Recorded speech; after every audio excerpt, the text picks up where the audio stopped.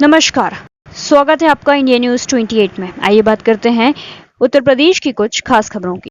प्रतिबंधित क्षेत्र में फिर पकड़ी गई मांस से लदी पिकअप गाड़ी।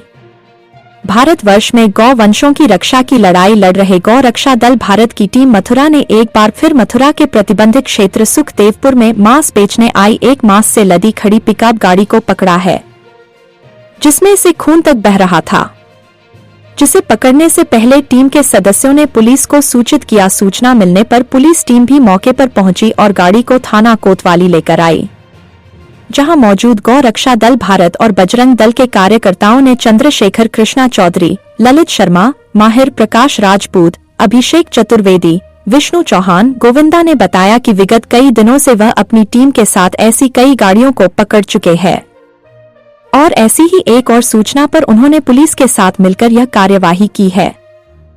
यह पूछने पर कि क्या यह गौ मांस है, तो उन्होंने बताया कि मांस चाहे किसी भी जानवर का क्यों न हो, प्रतिबंधित क्षेत्र में बेचना व लाना सख्त मना है, लेकिन उसके बावजूद भी इन क्षेत्रों में इस तरह का नियम विरुद्ध काम किया जा रहा है।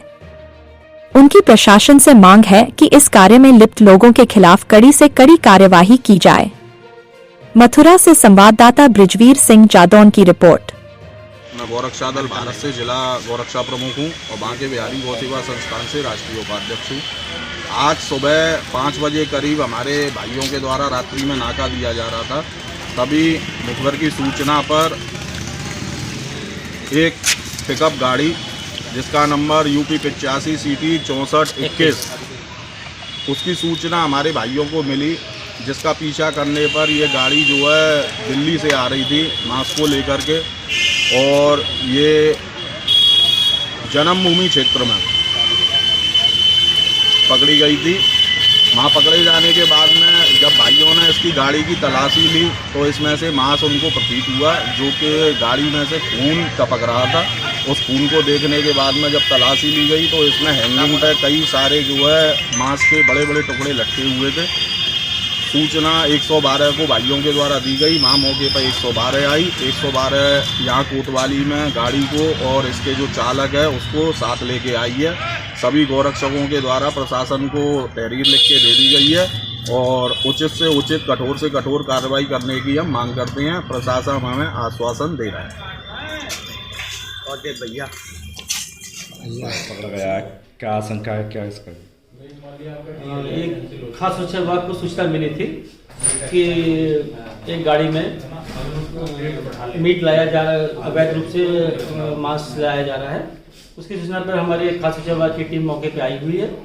तो ये एक रसीद दिखा रहे हैं भैंस के मीट की, तो ये और कागज दिखाने पे जो है दिखा रहे हैं, ये लाइसेंस दिखा रहे हैं खाद्य विभाग का, जिसकी जांच कराएगी तो पता चला ये निरस्त जो है पुराना लाइसेंस है, ये निरस्त हो किया जा चुका है पूर्व में।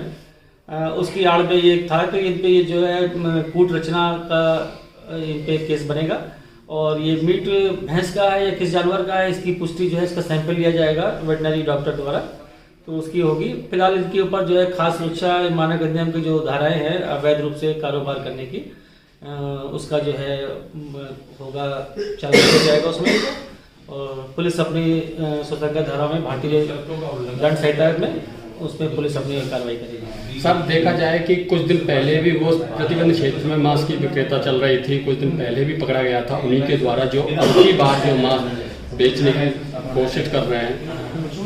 करीबन 3 महीने पहले भी उन्हीं के यहाँ से मांसपेशी पकड़ा गया था, जिंदा भी पकड़ा गया था, वैसा मृत्यु हालत में भी मिला गया था। तो उसके बारे में क्या कहना चाहिए?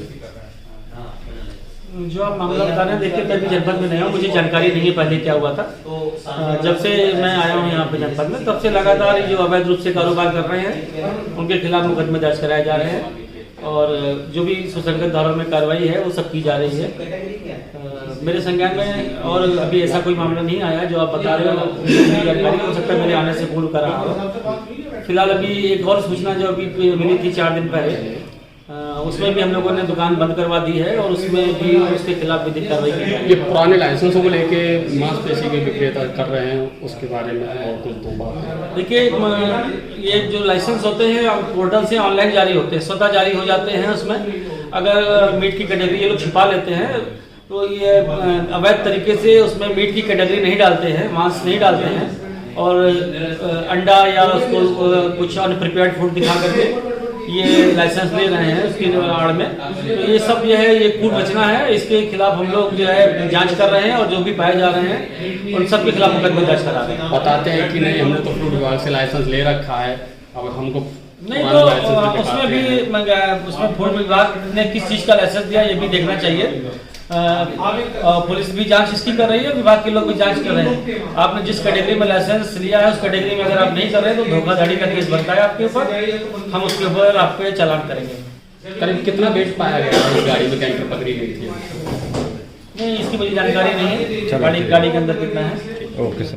क्या है ये पूरा मामला, किस तरह ये गाड़ी आपने कहाँ से पकड़ी, किस तरह पकड़ी और क्या है इस गाड़ी में? जी, इसकी एक मुखबिर के द्वारा सूचना मिली थी कि सुखदेव नगर एक BSA रोड पर पड़ता है, जहाँ पे ये गाड़ी प्रतिदिन मांस खिला करके चली, में से ब्लड निकल रहा है। तो हमने तुरंत ये देख करके प्रशासन को अवगत कराया। 112 जब हमने डायल करा तो प्रशासन वहाँ तत्काल रूप से पहुँचा। प्रशासन ने जब देखा कि वहाँ ब्लड है तो जो हमें जो शक था कि इसमें मांस आता है वो हकीकत में बदल गया। जब वहाँ पकड़ने के बाद में प्रशासन अवगत हुआ तो वहाँ पे एक पूरा माहौल सा बनने लगा, वहाँ लोग सारे एकत्रित हो गए और 2 भाई भी आए थे, मैं नाम तो नहीं जानता उनका, एक लंबे से थे, अपने आप को एडवोकेट बता रहे थे, और एक और थे जो अपने आप को न्यूज़ के पत्रकार भी बता रहे थे।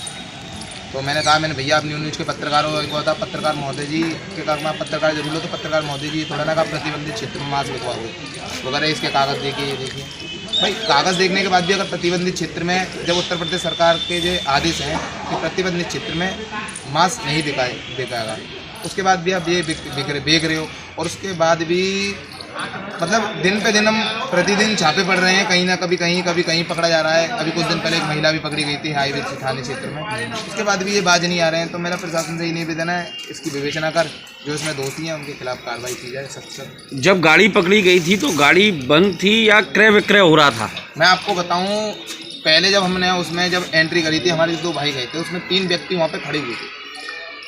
3 व्यक्ति खड़े हुए थे। जब वो अंदर गए थे तो अंदर से जब रिटर्न होके आए हैं, उनके साथ में वो 3 व्यक्ति बाहर आए थे।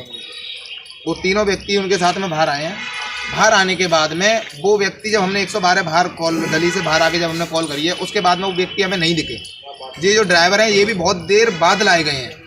गाड़ी कहाँ से पकड़ी? ज्योति नगर का नाम ले रहे हैं और सुखदेव नगर। सुखदेव नगर में ही अंदर बिल्कुल लास्ट में मकान है, 2 मकान है उसके सामने बना हुआ, और उन्हीं का मकान है इस साइड में।